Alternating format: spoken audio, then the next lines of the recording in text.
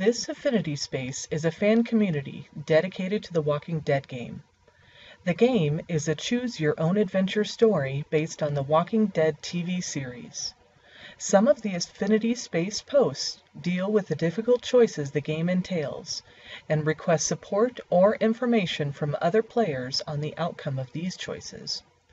Many other posts contain the original creations of the community members, including internet memes, original character artwork, videos of the game, polls, and contests. The Walking Dead game Affinity group was hosted on Google Communities and had this simple layout. From here, you saw the publicly created and voted on community photo, links to folders and posts, links to members, and the most recent discussions. The most prominent strength of this Affinity group was its very active group of moderators. They regularly post conversation prompts on various items that might be of interest to members of the community and that relate to the Walking Dead game. Another of the Affinity group's strengths was the ability to +1 and interact with others via the commenting system in Google Communities. Another important strength of this Affinity group was its focus on creativity. There were regular posts that were handmade by members of the community and honored and celebrated by the moderators. My final and probably favorite Affinity group strength was their many contests and polls. They did things like a community photo contest, polls to determine the next contest, the OC contest or original character contests, the favorite character contests, contests on which season of the game is better, where would your base be in the zombie apocalypse, what character to save or let die, and what weapon would you use in a zombie apocalypse. Amongst the 185 members, there was a marked lack of participation, with only 10 members contributing in any given month. There are also significant limitations on how many features a Google community has, with few options for adding walkthroughs or in-depth information that could be used for the game. There are also restrictions with the Walking Dead game, with the very slow production schedule, as well as limitations in game outcome due to the nature of the storyline design. There is just not as much to discuss in this game as in others. The insiders of this space seem to be the moderators, of which there are 8.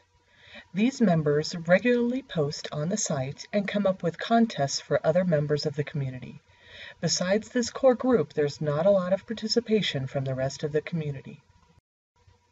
The insiders also receive and give more comments and +1s. And their comments are geared towards encouraging creativity from others. Insiders also came up with posts at least once per week. The cultural norms for this Affinity group were spelled out at the beginning of the front page. They include asking the community members to avoid using bad language, avoid advertising or posting spam, and please not hate on anyone's posts. The cultural norms included an expectation for supportive comments, and the interactions were overwhelmingly positive with a family-friendly feel. The expectations were enforced by the moderators on a normal basis.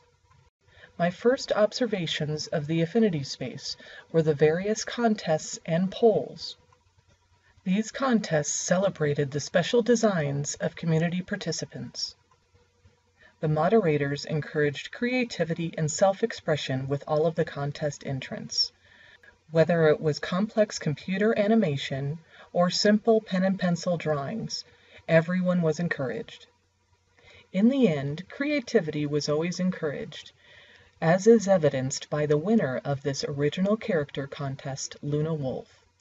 A simple pen and colored pencil drawing, this one took the tops because of its innovative storyline and creativity. I especially loved the quote, "When life gives you lemons, you don't throw them away." For my initial contributions to the community, I decided to focus on the polls and contests.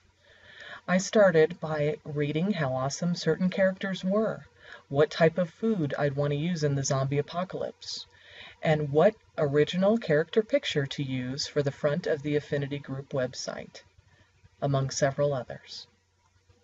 I soon built up the courage to make more comments to different moderator discussions, as well as +1ing as many individual contributions as possible. Slowly, I worked up the courage to finally put up interesting things that I had also found about the game. My favorite contribution to the Affinity Group of the Walking Dead game dealt with my choices, which were given to me after every episode of the game.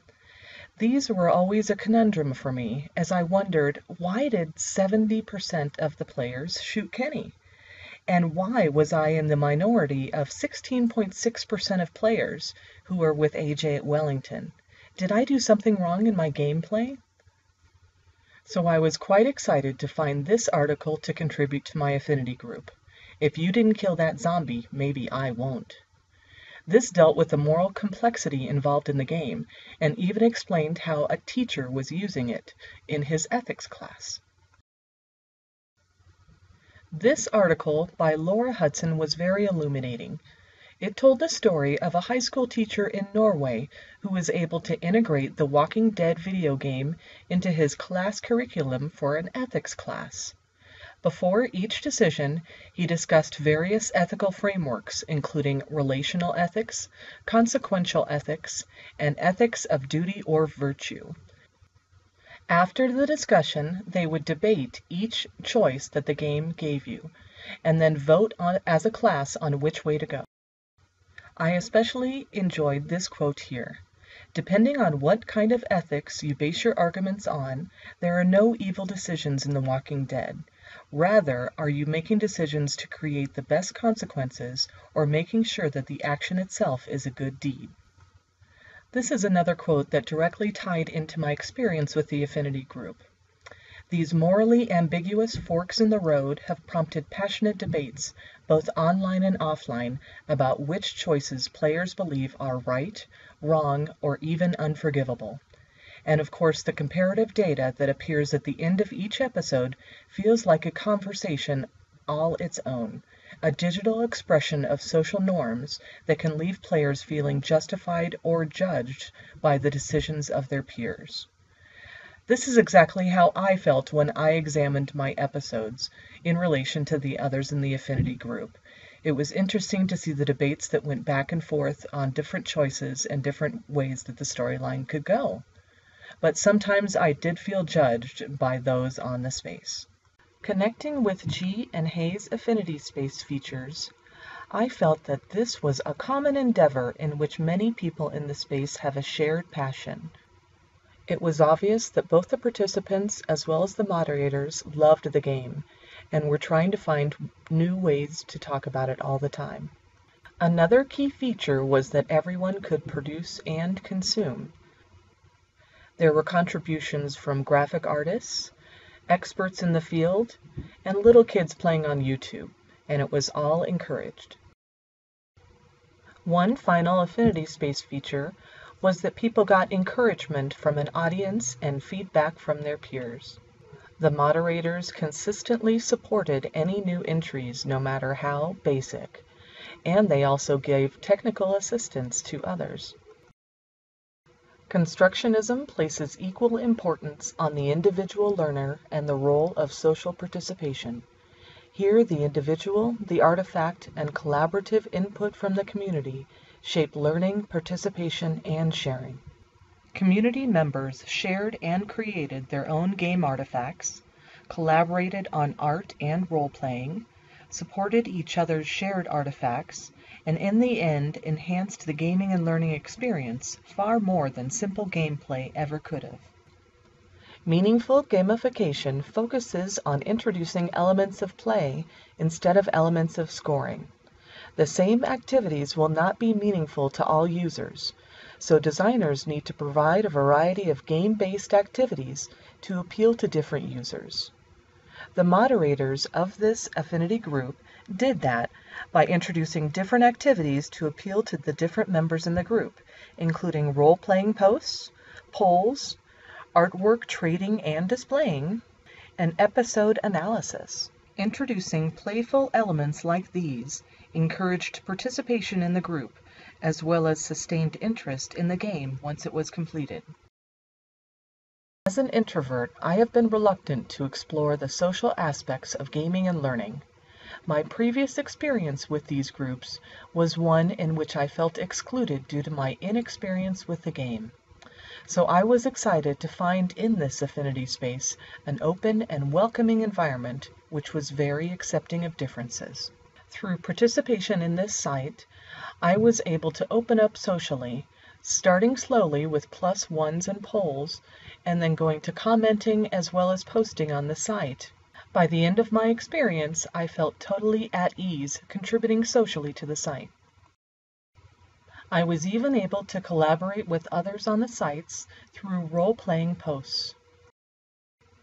I even felt comfortable enough to contest others' decisions in the game and to truly appreciate the ethical observations I received from the community moderators. In the end, I feel like this participation in the affinity group gave me different experiences than I would have gotten if I would have just played the game.